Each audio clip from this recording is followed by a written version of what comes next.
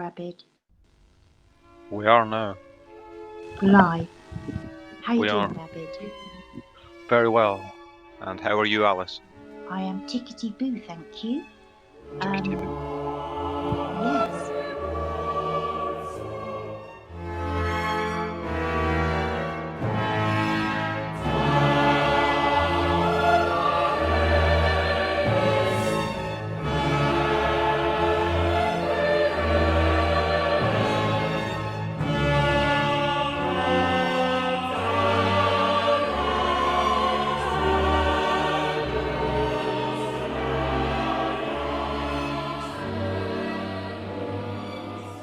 You mentioned earlier something about heroes. I did, yeah. We were deciding that we were going to record this, and we were trying to think of a topic. Yes. Because I think we both were deciding, let's not do a true crime type thing, right? Mm-hmm. And yeah, you sent me a video. Actually, funnily enough, after saying that, it was regarding true crime, but it had some music from a singer that I'd not heard in such a long time, Lana Del Rey, and Yes. we both really like her, don't we? She is fabulous, isn't she? Oh, she is, yeah. I've not heard her in such a long time. I mean, I don't even know if she's still recording or not, but On and off.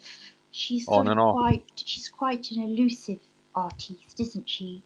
That's what I kind of like about her. I think she sort Mm, of likes to resume a very normal, non-celebrity life every now and then. yeah, I haven't heard, not that I've looked, to be honest with you, so I can't really say. But I know in recent years, when she rose to fame quite quickly, didn't she? And yeah, then she sort of reversed it and didn't record or make music publicly anyway for a number of years, while she just sort of just she was busy being in love and just leading a very quiet, normalish life. Yeah. yeah. She just Mm. left the stage for a while, which Yeah, is and a then good she idea. came back, and then she came back. I think she made another album, and then she sort of disappeared again, which I think is indicative of her character as well. Because I like her character. She's Yeah, really quirky. She's really out there, isn't she? Yeah. it's the obvious sense of the dramatic within her. You know, she really Mhm. appreciates the grand gestures, I think, and she understands the power of art and how art reflects life in your own life. You know, I think she's Mhm. just someone that gets it. You know, Yes. Yeah. She expresses that very well. so that I guess it was on the back of you sending me that, just thinking about, oh God, I've not heard her for a while, and I was thinking, Mhm. yeah, let's talk about people we admire, or I guess you could use the term heroes. I don't know if I like the term heroes, but Yeah. could be a good Yeah. jumping I know off. what you mean. Hero. Do I have a hero? I am my own hero. Yeah, I think it The would hero in your work. own story. Yeah, yeah, everyone should be their own hero.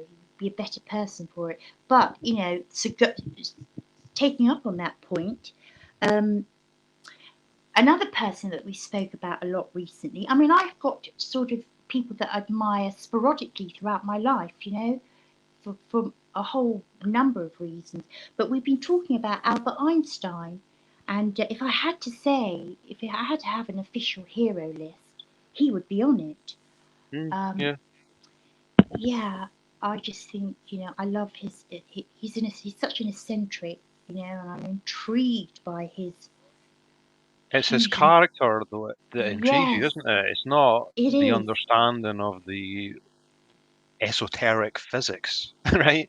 No, And I'm I'm not I'm exactly particularly the into same. physics. No, no. But yeah, I mean his IQ. I mean they didn't have IQ tests when he was alive. This is sort of quite a modern day um, test. I think it's from the 50s onwards, something like that. So if you've got an IQ of 120, you're clever. You're very Mhm. clever. If you've got an IQ of 130, you're very gifted. If it's Mhm. 145, you're very very gifted to genius level, and he is estimated to have an IQ of 160, right? Wow. So, yeah, it's huge, isn't it? Huge. Wow. Um, yeah, and I've always been fascinated with human beings, as you have, and it's the I remember reading that when I was a girl that we only use, and it's this fact has stayed with me. We only use 10% of our brains. You know, I'd love to Hmm. know about the other 90%, but I think Einstein surpassed that 10%. Um, Yeah, and remind me of that quote about imagination that you told me about, oh, right, yes, if it's you have it to actually hand.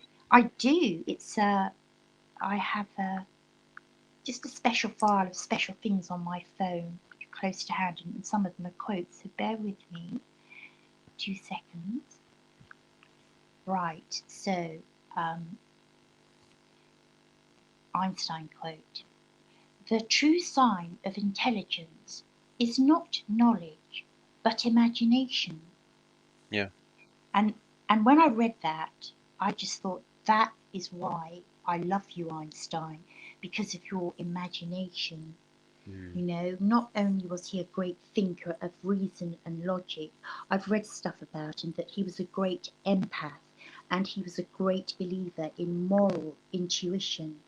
You know, Hmm. just those things I just think are fabulous, you know. It makes Yeah. him the person who he is. And when he was 12 years old, right, I've told you about the quote when he was 3, to Mm. know is to understand. It's Hmm. incredible, isn't it?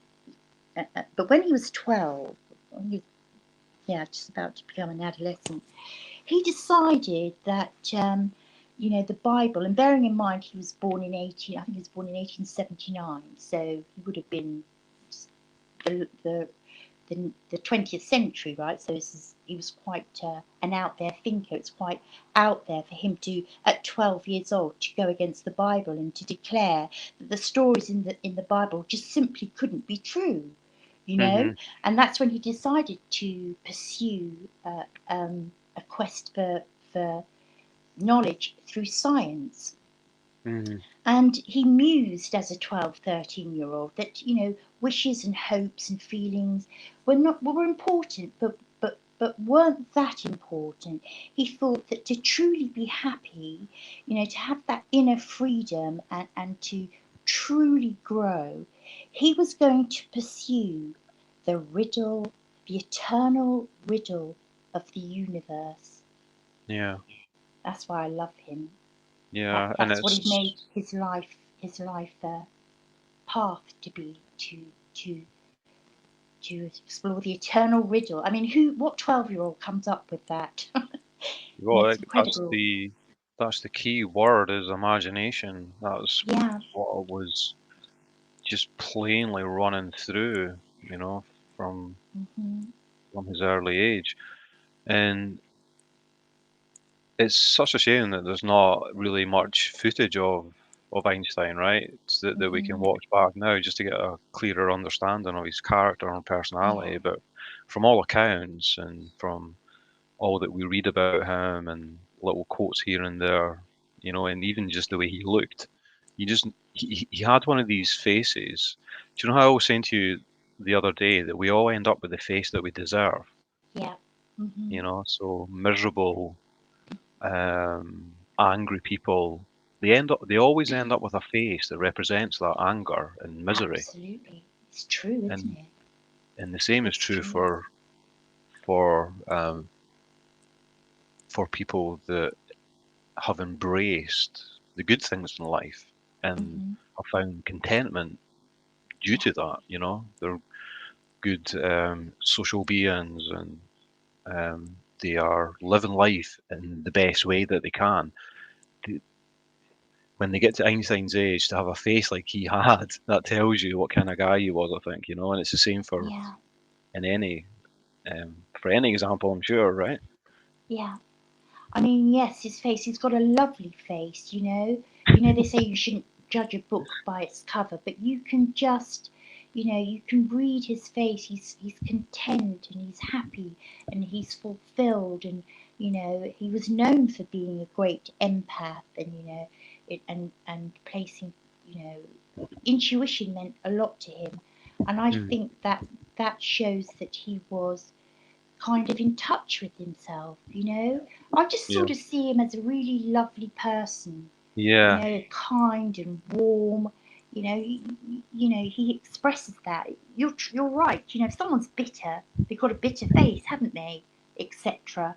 That's similar sort of thing. And if you're a nice person, you've got a nice face.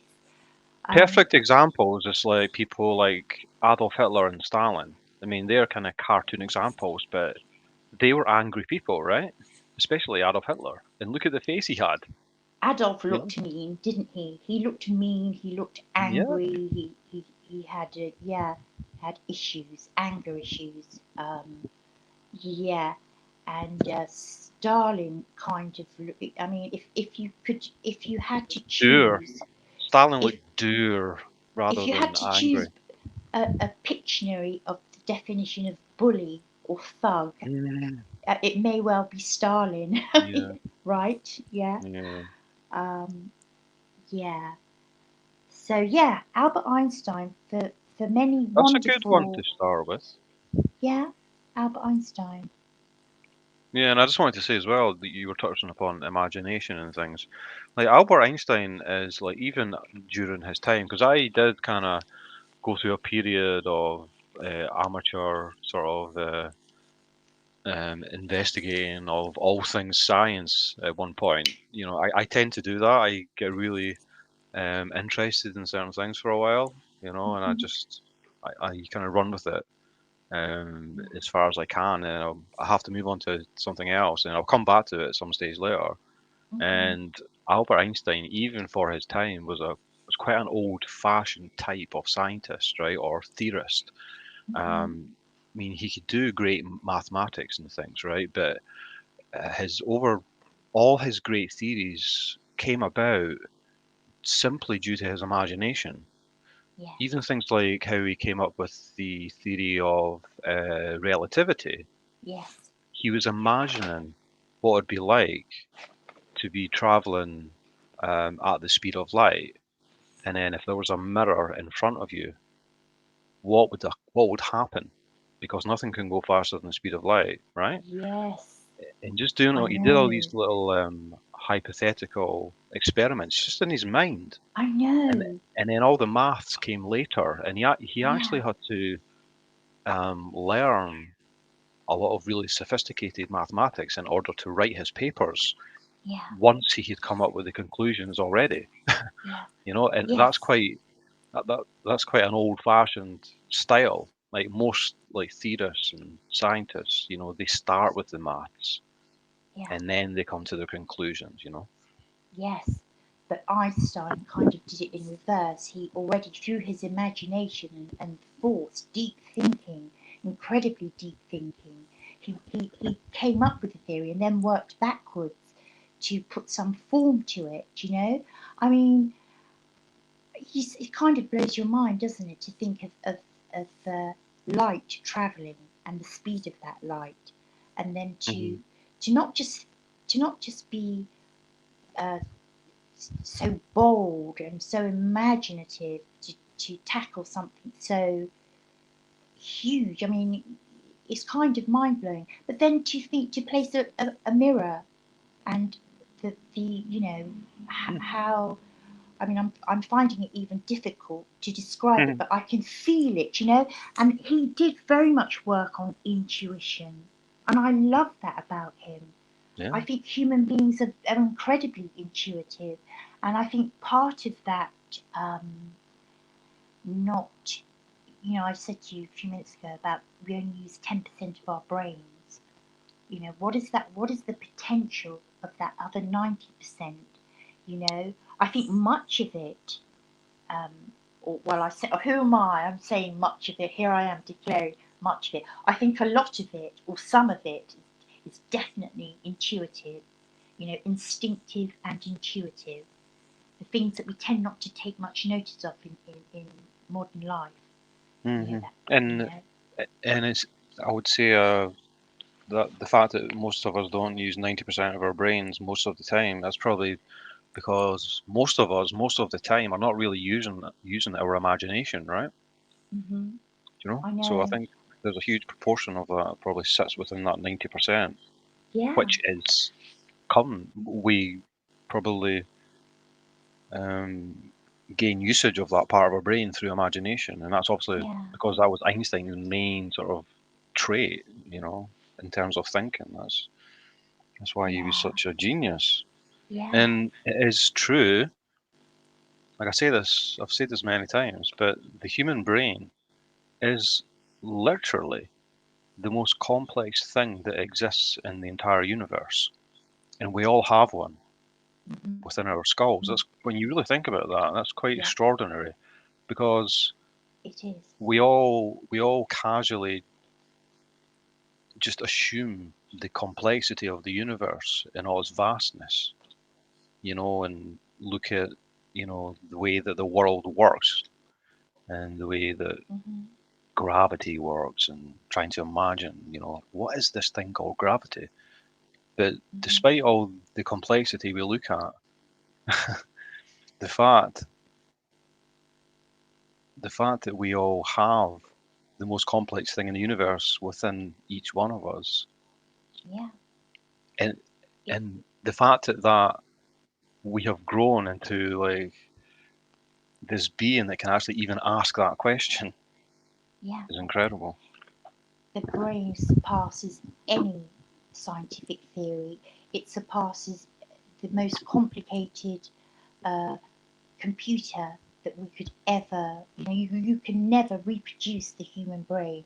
The human brain is like infinitely more complex than the most when you think that you can store data, all kinds of data, pages and pages of binary coding, into a tiny little, it's like a it's like a centimeter square, you know Mm, you can no, condense so much information into this tiny thing, and that is hugely complicated if you look at the computer coding of all of that.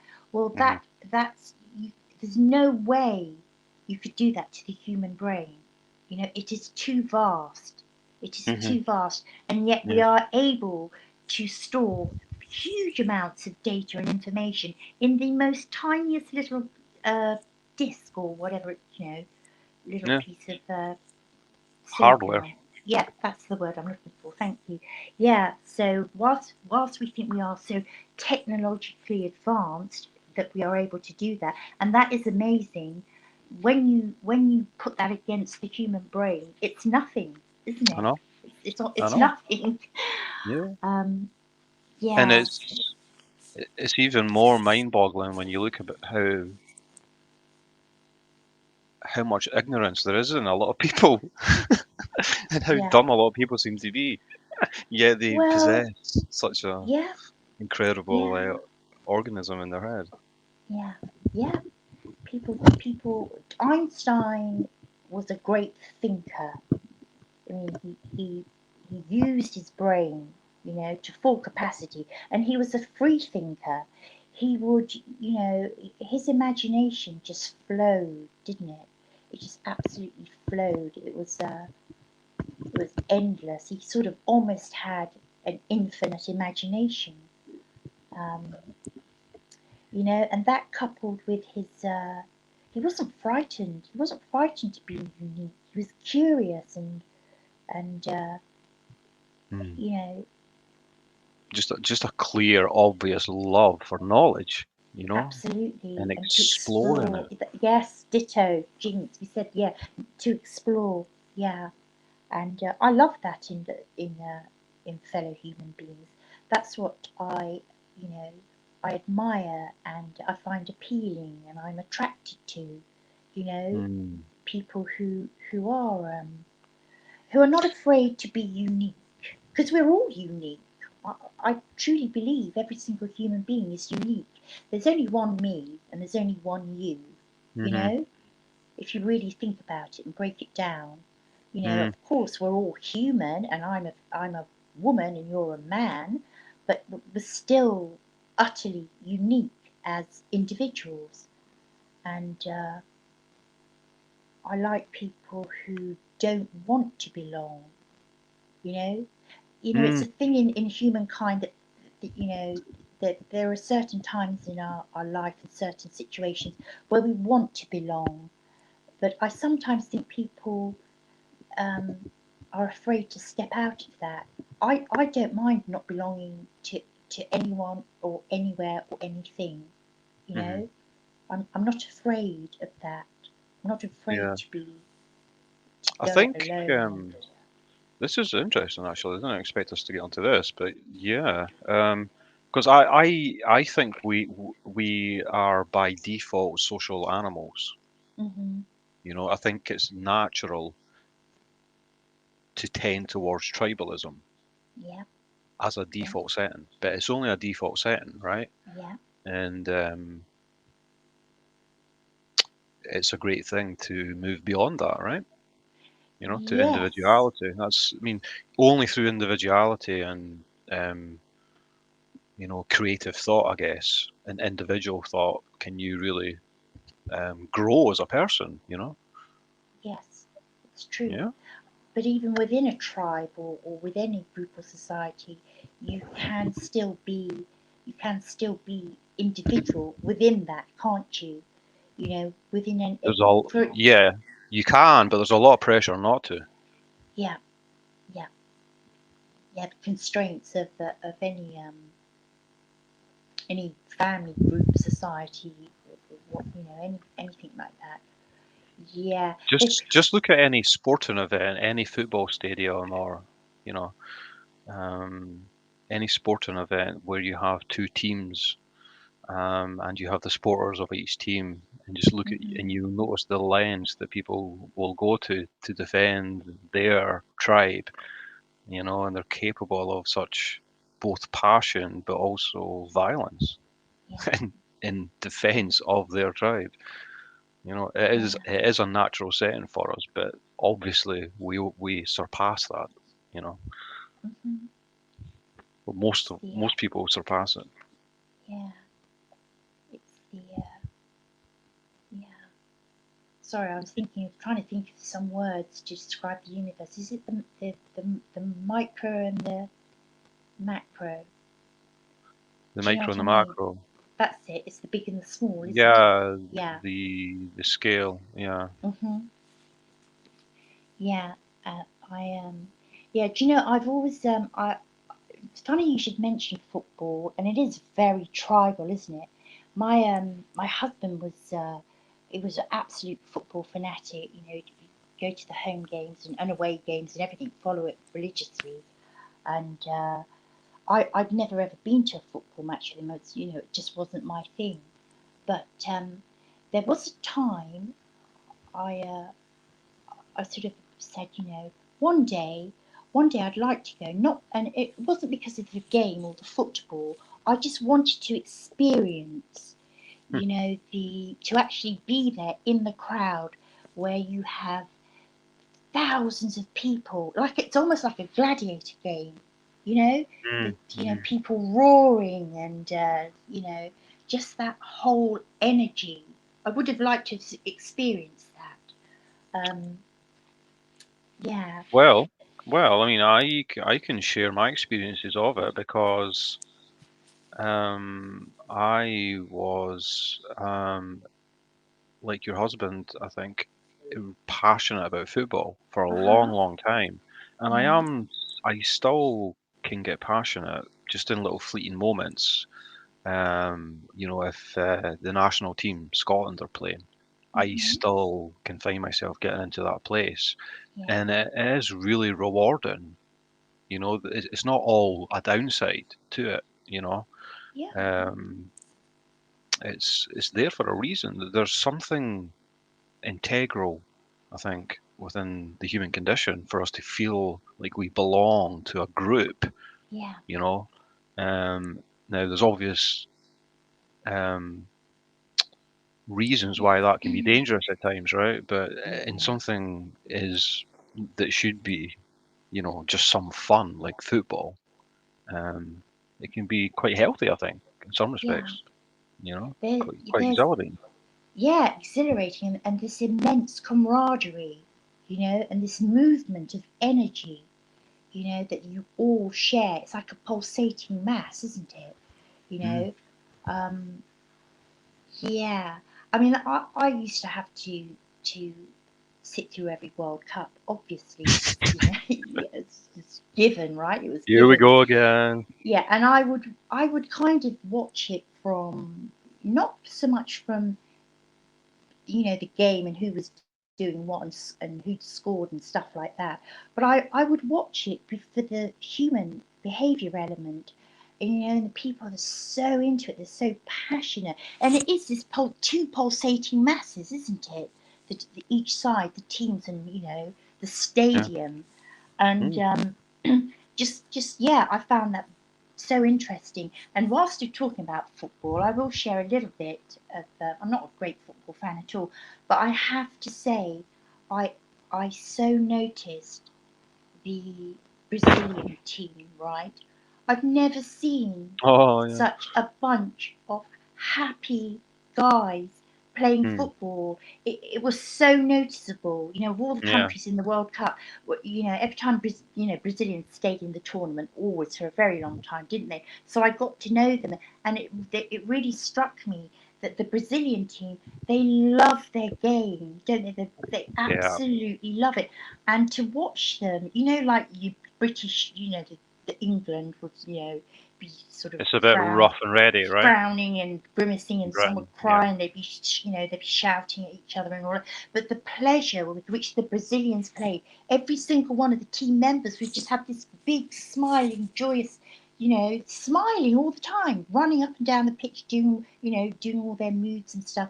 But just overwhelmingly uh, noticeable how Mm. happy they are. I think I Truly know the so. reason. I Tell think I me. know the reason. I think it's due to the the the difference between the cultures there. I think Hmm. uh, talking about football in Britain compared to football in Brazil is the perfect example here, right? Because Hmm. football in Britain is completely a working class sport, you Right. know, and anyone that ends up being passionate about football in Scotland tends to have come from, I mean, football in Britain was at its height after the war, and where you would get just endless crowds, thousands upon thousands. And these are all people, that come from the factories and the docks and, really kind of manual, dirty, unrewarding jobs, Hmm. lifestyles, where everything is about the banter of your friends and things. So that it gives it a kind of grit and a kind of I don't know, just um, a kind of us and them, like we're Yeah. kind of um, almost more tribal as well. Talking about tribes again, Yeah. but just Hmm. just compare that to in Brazil, where football was played on the beaches, Right. Yeah. by people having a great time. Mm. Um, and Yes. what is the most noticeable thing about the whole style of football that Brazil would always play is they played it in with such respect for the actual game itself, as if it was an art, and it Yeah. was it was all about trying to play the best kind of football Yeah. rather than being obsessed about winning. It was more about the just partaking in it and the joy of playing well. Yeah. Whereas in Britain, it was all about winning regardless, no Yeah. matter how ugly it became. I mean, Hmm. football was the recreation. When you had a break in the factory, you'd go out and play football with your Yes. mates. And it was an Yeah. outlet. But Yeah. it would bring with it that rough and readiness, from that Hmm. working lifestyle. Whereas, as I say, in Brazil, it was a beach pastime, and I You're think right. that Yeah. I can see And, that and because isn't it the Brazilians who coined the phrase "the beautiful game"? it is, Am I yeah. right? It's Yeah, from the Pele. Brazilians. Yeah, It the was Pele that beautiful said that. game. Yeah, yeah, yeah. And even look Pele at was. even the climates, I Yeah, think are a factor. It was always raining and miserable over here, but in Brazil it's, sunny and everyone's in a good mood anyway, yeah, you know. Um, yeah. It's very true. Yeah, I can see that. I can see that. Yeah, the beautiful game, and it shows how they appreciate, the joy of it. They are, you know, another level of enjoyment, they play and with a freedom, I think, that doesn't yeah, never quite existed in Britain, other than um, in the odd occasion with the odd genius, naturally gifted football player. And this kind yeah, of brings me on to the next hero I wanted to mention, mm, which I think is a good one to mention because he so stands as a mirror opposite of Albert Einstein in many ways, right, right? But mm-hmm, all the more a hero for that. And like I would almost say like an anti-hero in some sense, mm-hmm, because this is a tragic person, right. and he was a footballer. Can you guess who I'm going to bring up? Oh, Because I know you like him. is it the beautiful Georgie Best? It is, Yeah, what a human being, eh? Um, yeah. yeah, yeah. Well, Tell me why. I mean, I could tell you why he would be one of my heroes, but you tell me, mhm. you know. Yeah. Well, it kind of it brings me as well to what I was thinking about when we were about to begin this. The fact that I don't really like the term hero as such. Mm-hmm. Um, because like, what is a hero? Nelson Mandela, the Dalai Lama, Yeah. Martin Luther King. I mean, they're all inspirational people, right? But you don't really feel like you know them as such, right? Mm, Because they are, in some senses, kind of perfect, kind of idols in a sense, right? They are the like a quintessential perfection of a certain um, type of advocate in some way, mm-hmm. and I think they're just kind of out of reach from us really understanding like the character of the person. I mean, do you feel like you know the character of the Dalai Lama or Nelson Mandela? Not really, right? It's all No. about their yeah, it's all about their professions and their Yes, their speeches achievements. and things. Yeah, Yeah. Mm-hmm. but someone like George Best is so, and I would also mention Alex Higgins because they're both to me pretty much they kind of go hand in hand Right. as heroes. And anyone in America listening to this will have no idea who Alex Higgins is. They might Yeah. know who George Best was, Yeah. but it was the gifts that they had that they both only had in fleeting moments. And what is overwhelming about them is how flawed they were as people. Yeah. How many destructive traits they had. They Yeah. were both, to me, um, incredibly gifted achievers who just flew as close to the sun as they possibly could before their wings burnt and they fell to the ground. Mm-hmm. Yeah. Literally fell to the ground, and they burned out very quickly. Um, because for anyone that doesn't know, the story of George Best was he was probably the most gifted player of his era, alongside maybe Pele. Yeah. And he burned out really quickly because he had a certain thirst for a certain social life and for Mm-hmm. alcohol, right? Even Yes. when he was playing and at his height, he was a drinker Yeah. and he loved women and he Yes. loved the social life and the magnetism of it. And he ended up quitting football at a very young age, like 26, 27, I think. Mm-hmm. he lingered on here and there for a bit, but it was over. He had played for the greatest team in Britain. He'd won European medals. He was the fifth Beatle in the Yes, 60s, yes, right? he was known as that. Yeah. So did he voluntarily leave the football, his football career Yeah. behind to pursue a life of celebrity? Is that what you're saying? Well, he just fell into that. I mean, it happened Yeah. without him really having any choice, in a sense. He just fell into that celebrity life. It was already happening, but he Right. didn't look after Yeah. himself. And, you know, um, he was someone that wanted to be at the top, and I don't think he was Hmm. interested in just lingering on, playing at a lower level, you know. Yeah. But what is so tragic about him is the addiction he had, right? It killed him. Yeah. Yeah. And I mean, yeah, it's tragic.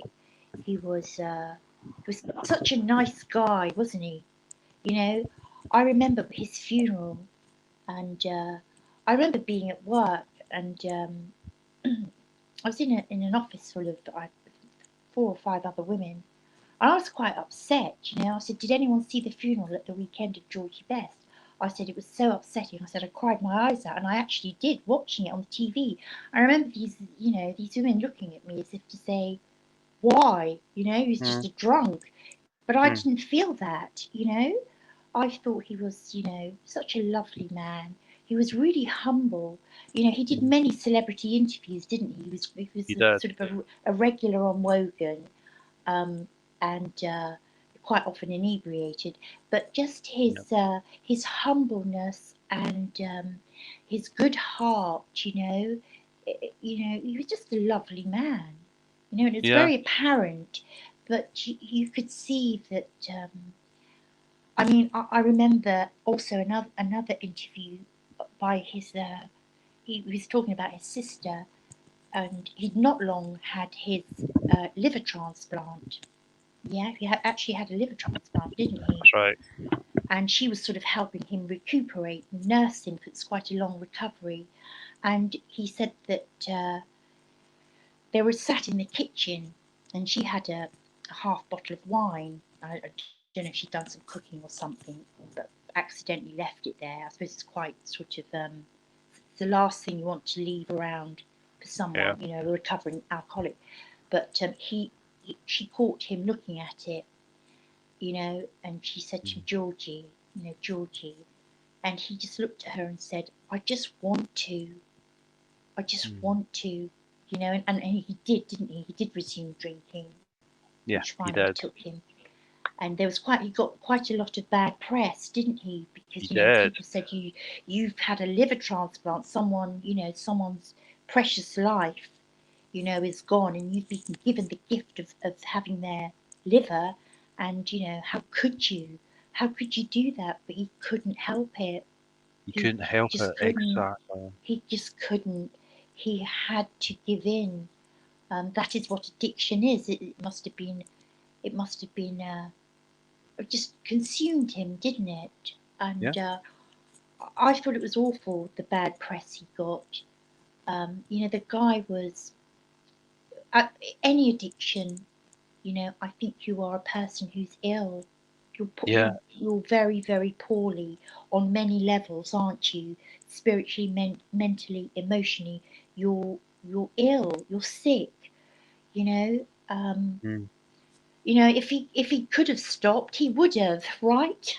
He Yeah, tried so many yeah. times. I mean, it's kind of mythical now, but he would continually attempt to beat it. Yeah. But this is the thing about George Best.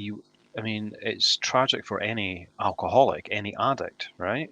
Mm, But he was also an alcoholic that was once on the top of the world hmm. for a very brief time, Yeah. you know? And it's well known that a lot of sports people, like not even including anything to do with alcohol or drugs or anything, but it's well known that many big, sporting achievers struggle immensely once they're out the Hmm. spotlight, once they're no longer, you know, Yeah. on the stage as such. And I think it was ever more so for him because he was so loved by the public. Yeah. You know, I mean, like he really was the fifth Beatle at the time. He had the good looks. You know, he looked like a Beatle. He played for one of the most fashionable, best teams in Britain. He'd done it all. You know, and um, I think that I think he's the kind of guy that would have ended up being an alcoholic, regardless, Mm, right, of the life he led. yeah. But I think the fact that he had that life, as a star, as the golden Yeah. boy, the old golden child, and the fact that he could never um, visit that same place that he was in. Yeah. And I think he was, by the sounds of what I've heard from him and what I've read from him, he didn't realize what he was about to lose until it was, way too late. As he was Hmm. slipping out the game, he wasn't Yeah. aware of what what was ahead of him, Yeah. and what it was going to do to him, being almost anonymous in some sense. Yeah. Um, Where do you go after that? where do you Where do you go? go after Uh, such achievement and adoration? yeah, What's next? What's going to? Nothing's going to top that in terms of fulfilling you. At that level. I mean, you can be fulfilled in many ways. But um, to have such a it, it was massive. I mean, he was one of this is before you know you've got sort of celebrities these days. Almost anyone can be a celebrity, can't they? You know, it's that it's much more accessible. You've got Instagram and you know uh, um, yeah. A lot of people can reality be many TV and celebrities easily. yeah, Yeah. you can be a mini celebrity, but during his time, your celebrities really were the Hollywood film stars, and and even the Beatles were the first of their kind in terms of being. I mean, you had Elvis, right? Yeah. Didn't you? Who was a mega star, and the Beatles and famous film stars, right? And that really Hmm. pretty much was it. He was kind of one of the very first that sort of branched out, of of that, just being um, in the entertainment world, right? It was Hmm. more sort of he was probably the first sporting megastar. I mean, who did you have before that? Muhammad Ali, He right? came out, I think he came a The little after very him. That's who I was thinking of as well. yeah, Muhammad Ali would be on the same scale of fame, I think, yeah, but worldwide. very few and far between. So it was Yeah. it was enormous, wasn't it? It was absolutely. He was a superstar, you know. And yeah, where do you go after that? It's funny because there's a famous story that George Best used to always tell, or people used to tell about George Best, and Hmm. I think it was referring to a period of maybe the late 70s or the 80s when his football career was long gone, and he was fully in the throes of alcoholism. Hmm. And as I said, he was a notorious womanizer, right? Yeah, He yeah. just loved, like he would often say, he just loved the ladies, right? And the And ladies loved him. and He the was ladies loved beautiful, him, wasn't he? absolutely. Beautiful looking.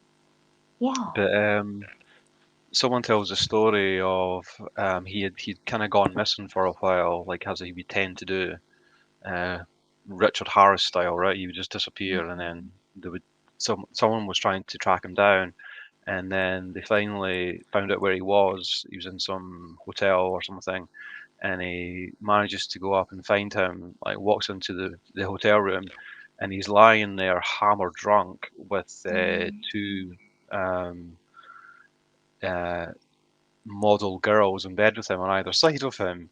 Hmm. And the guy goes, George, where did it all go wrong?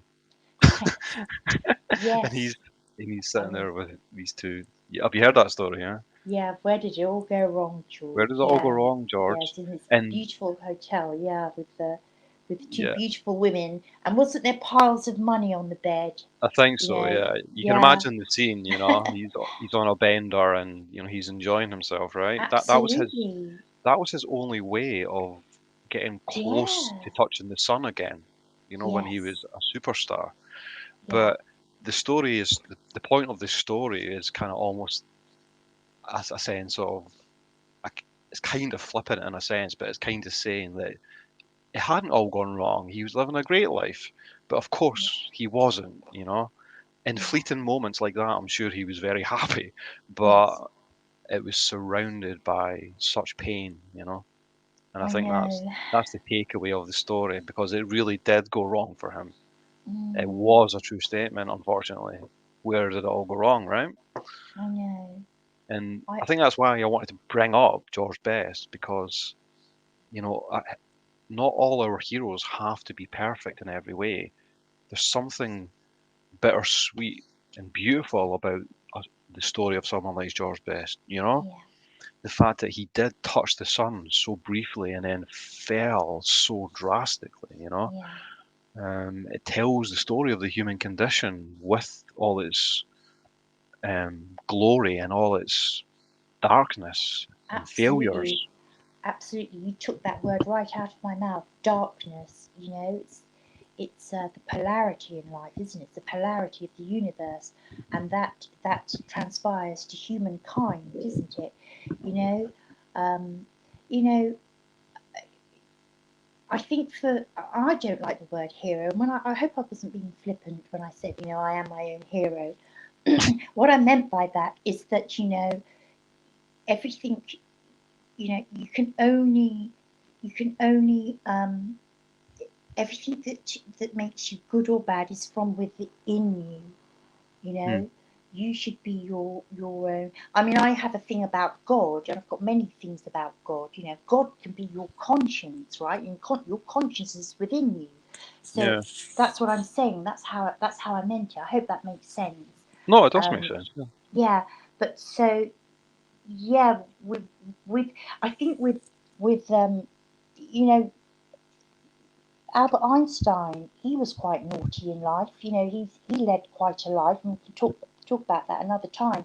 But he was quite, flawed in a sense. But I think with both of these, you know, for want of a better term, heroes, is Mhm. that they are, and it might be quite simple to say it, but they're both, in my perception and in yours, lovely, lovely people. And what makes them lovely is that Mm. they are humble, they are flawed, they are empathetic, they are wild as well. They've got Mm. they've got the whole thing going on. It's not that a hero doesn't have to be someone who's perfect and great and good. A real life hero, people that we really admire, are people that are you know, that we can kind That of are humans, relate to. human That beings. Yeah. exactly, we can relate to them. They are human beings. Every single one of us is a human being, an individual human being. And we've all got good and bad within us. We've all got flaws. We've all got things. Many of us are gifted in little Imperfections. things. Yeah, and it's all of it, isn't it? That's where you know. Um, I tend to admire people that their character and their sense of soul, their sense of self. Both Einstein and Georgie Best were not afraid to be themselves and to pursue, with Mm. a full force, both in their different Mm. ways, but with a full force. Einstein in his pursuit of science, and George in his pursuit really in life was his excuse me, he had fire in his guts, didn't he? Yes. He had absolute Yes. fire in his guts, and he absolutely, the self-destruct button wasn't just pressed, but it was stuck, right? It was pushed in Mm. hard, and he wasn't afraid to just be, for whatever his demons were. He Mm. just he just ran with his life, didn't he? He pursued the path that was his life, and you know, it was quite having a demon is tragic, isn't it? Who knows what his demons were? But he faced them in a way. He And he tried to, faced, certainly. he Yeah. did, and he tried to drown them. You know, the irony of it. He tried to drown his demons with alcohol, and ultimately, you know, it took his life. But he wasn't afraid of who he was. You know, You get that um, sense, don't you, from his interviews, whether he's inebriated or not. And yeah, I'm so glad that you really emphasised that above all else, like in the core, fundamentally, it's obvious he was such a good person. yeah, Such a like I think you used the word gentle. He was yeah. a gentle soul at heart, and that Oh, is he so was. obvious, isn't it? He was. I don't normally cry at people's funerals on TV, celebrities and things. I cried at Princess Diana. I remember that. I cried at John Lennon, and I cried at Georgie Best because I just thought they were lovely people, and Mm. of course, when anyone dies, it's sad, isn't it? But they particularly struck me because of the tragedy surrounding all three of those people. Yeah, But George, absolutely. George, I think there is a sense with Georgie Best, um, not just men, but human beings, kind of would have secretly admired his recklessness, his Mm, utter recklessness. You know, he wasn't yeah, afraid. He wasn't afraid to say, "I can't help being like this. I can't help it, yeah. and I'm gonna be He was like it because that's how I am." he was so Um, open and honest about it in public. yeah, So yes, open and honest about it. And there was one really famous occasion where he was not just inebriated, he was absolutely plastered, and he mm, did not come across well. And it was a yeah, famous interview with Terry Wogan, who was one of the um, he was one of the main chat show hosts in the 80s, I think it was. I'm sure you remember it. oh, And absolutely. he could barely talk, and he came across as being a bit almost creepy in that Yeah, particular short section. And Terry Wogan just wrapped it up really quickly. He could see he was yeah. gone, He and was he was belligerent, wasn't he? If I he remember was a bit, correctly. yeah. Yeah, he And was. and Yeah, his own father didn't speak to him for years and years after that. I remember Michael Parkinson making that point because Michael Parkinson was one of his best friends to the end, yeah. Hmm. you know. Um, So, sorry, can I ask, mhm. because of that incident on where he was very, very, very drunk in public on television, is that why his father didn't speak to him? Yeah, Or is I oh mean, really? yeah. Yeah, Well, because it wasn't just the fact that he was plastered, because I think they were used to that fact. Obviously, his family knew his mm, problems. Everyone knew yeah, his problems, but this was also a time of the kind of a certain a slight collective social ignorance about real problems like that, hmm, alcoholism. It was always kind of downplayed, and especially in Britain. It was almost not mocked, but not lit, seen for with the gravity yeah, that it should have been, right? yeah, hmm, Um, but when he acted like that, I think it was just the shame that they felt, that yeah, the way he was, because it was that bad. yeah, Um, and but, but the point was, after that, he did a good few interviews, and it was one of his next attempts to give up, and the shame he felt came across, so clearly yeah, that he felt himself, you hmm. know, and yeah, it's just so tragic, It is, that isn't it? he kept trying, but he just didn't have the strength or whatever trait was necessary to overcome it. That was his one great weakness. Yeah, Because, like we say, he wasn't a perfect hero. He was incredibly flawed. very. Like, You know, human he, beings are, right? yeah, we are. We are. All of us are flawed. You know, that's what makes us human. You know, um, you don't get an animal that's flawed. You know, your dog isn't flawed. Your cat isn't flawed. You know, the Mm. elephant isn't flawed. But also, animals don't have imagination, so it goes back to the imagination thing. Very limited That is imagination what's anyway. that is what separates us from in the animal kingdom. You know, is our man has imagination. I mean, I don't know. I sometimes think my daughter's cat is daydreaming about things. Who knows? Do animals have imagination? I Scientists say that they don't. What do you think, well, Rabid? from what I have gathered, I think it, it's something that's almost impossible to prove. There's certain Mm, experiments they can do that get them close to trying to understand what's going on inside yeah. the brains and the minds of animals and things. But I think um, I think my perception is that they have a very limited type of imagination, but Yeah, with massive differences in terms. I think the crucial things would be that an animal could never look at another animal and imagine what it's like to be that animal, right? It would just be yeah, impossible. Like that's one of the key things about human beings. yes, And and an animal could never envisage its own death. It's just a yeah, completely impossible conception, yeah. you know? It lives purely by instinct, doesn't it? Purely by Yeah, instinct. Um, yeah. yeah, yeah, um, yeah. So imagination. It's wonderful. Perhaps when I mean, we've been talking for an hour. I don't know if you want to continue, but And just we've only hearing covered about. two people. I know. This could be, many conversations. Well, obviously, I'm thinking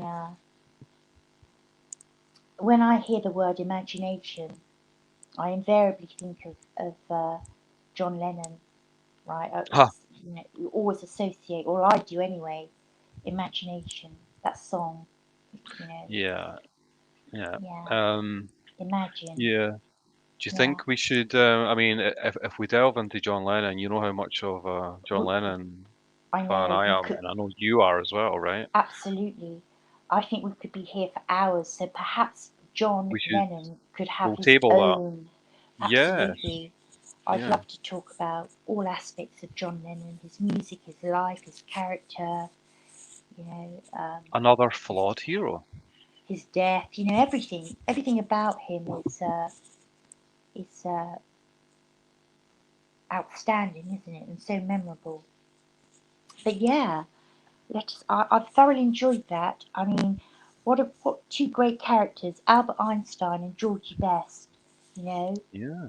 a Yeah. lot more in common than people would Then you would imagine, right? assume. Yeah, Yeah. Huh. yeah, yeah.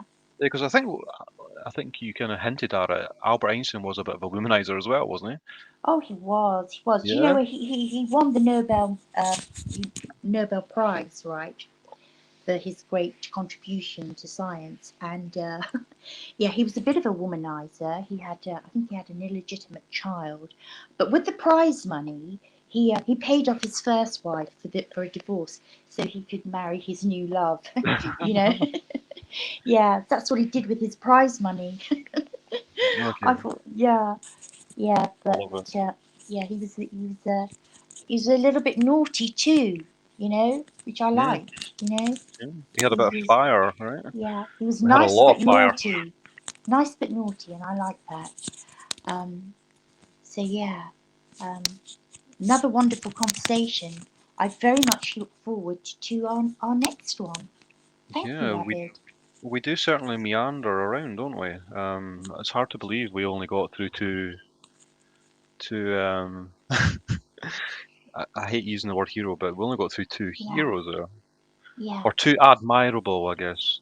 yeah, People we admire or absolutely. um, People that we admire, fellow human beings that we admire, and I hope we did them both justice. I think we did. I think we did. I think we Yeah, did, yeah. yes, So we shall table John Lennon for his own dissection, I guess, at absolutely. some later point. But yeah, thank you. Very interesting. Thank you, Rabid, and good night. Good night. Thank you. Bye. Bye.